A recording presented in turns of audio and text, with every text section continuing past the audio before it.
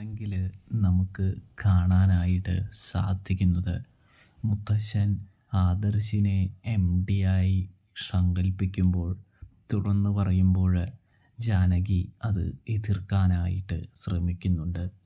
ഇതേ സമയം മുത്തശ്ശൻ പറയുന്നുണ്ട്, ജാനകി നീ എതിർത്തിട്ടൊന്നും യാതൊരു കാര്യവുമില്ല, ആദർശ് തന്നെയാണ് MD, അതിൽ യാതൊരു വിട്ടുവീഴ്ചയുമില്ല എന്ന് പറയുന്നത് കാണാനായിട്ട് കഴിയും.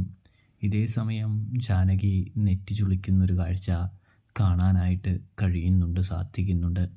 അച്ഛ, എന്താ ഇത്? അനിയല്ലേ ഇത്രയും നേട്ടങ്ങളൊക്കെ നമ്മുടെ ടീമിന്, നമ്മുടെ കമ്പനിക്ക് നേടിക്കൊടുത്തത്, എന്നിട്ട് അവനെ എന്തിനാ മാറ്റുന്നത് എന്ന് ചോദിക്കുന്നത് കാണാനായിട്ട് കഴിയും. അനി തന്നെ പറഞ്ഞത് നീ മറന്നുപോയോ? ആദർശും നയനയുമാണ് അവന് ഈ നേട്ടത്തിനെല്ലാം, അതായത് 100-ൽ 99% അവരുടെ മിടുക്കാണ്, 1% അനിയുടെ സാന്നിധ്യവും. അത് നീ മറക്കണ്ട എന്ന് പറയുന്നു. പിന്നെ അവൻ തന്നെ പറയുന്നില്ലേ, ആദർശേട്ടൻ തന്നെ MD ആയാൽ മതിയെന്ന്. പിന്നെ നിനക്കെന്താണ് പ്രശ്നം ജാനകി എന്ന് മുത്തശ്ശൻ ഒരു കഠിന ഭാഷയിൽ ചോദിക്കുമ്പോൾ ജാനകി പിന്നെ ഒന്നും മിണ്ടുന്നില്ല എന്ന് കാണാനായിട്ട് സാധിക്കും. ജാനകിയുടെ ശബ്ദം പതിയെ അടഞ്ഞു പോകുന്നു പ്രേക്ഷകരെ. ഇതിനിടയിൽ പ്രശ്നങ്ങളൊക്കെ പരിഹരിച്ച് കഴിഞ്ഞിരിക്കുന്നു. ആദർശ് വരും ദിവസങ്ങളിൽ MD ആകുമെന്ന് മുത്തശ്ശൻ എല്ലാവരെയും അറിയിക്കുന്നു.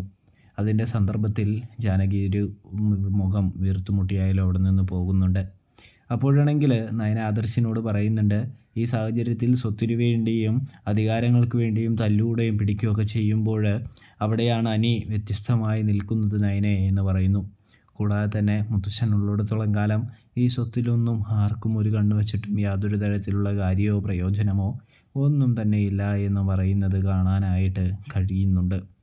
കൂടാതെ അവന്തികയോട്, അഭിയാണെങ്കിൽ അനിയെ വിട്ട് ഒരിക്കലും നീ കളയരുത്, അവനുണ്ടല്ലോ പകുതി ഉത്തരവാദിത്വമുണ്ട്, അതുകൊണ്ട് തന്നെ അവന് ഒരുപാട് പൈസയും കാര്യങ്ങളൊക്കെ ഉണ്ട് ഇപ്പോഴും എന്ന് പറയുമ്പോൾ അവന്തിക പറയുന്നുണ്ട്, ഒരിക്കലുമില്ല അഭിയേട്ടാ, അവനെ ഞാൻ അങ്ങനെ വിടാനൊന്നും ഉദ്ദേശിച്ചിട്ടില്ല, അവനെ ഞാൻ എൻ്റെ നിയന്ത്രണത്തിൽ നിർത്തും എന്ന് പറയുന്നത് കാണാനായിട്ട് സാധിക്കും.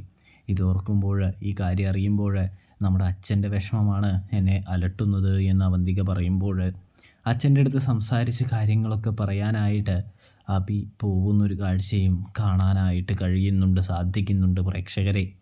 ഇതേ സമയം അച്ഛനാണെങ്കിൽ എപ്പോഴും കുറ്റപ്പെടുത്താൻ ജലജയെ മാത്രമേ കിട്ടുന്നുള്ളൂ. ജലജ ഒരു വൃത്തികെട്ടവളാണ്, അവളുടെ സ്വഭാവം മോനെ വളരെ മോശമാണ് എന്നൊക്കെ പറഞ്ഞ് നമ്മുടെ അച്ഛനാണെങ്കിൽ, നാഗേന്ദ്രനാണെങ്കിൽ അഭിയെ കുറിച്ച്, അതായത് ജലജയെക്കുറിച്ച് അഭിയോട് പറയുന്നതും കാണാൻ കഴിയും.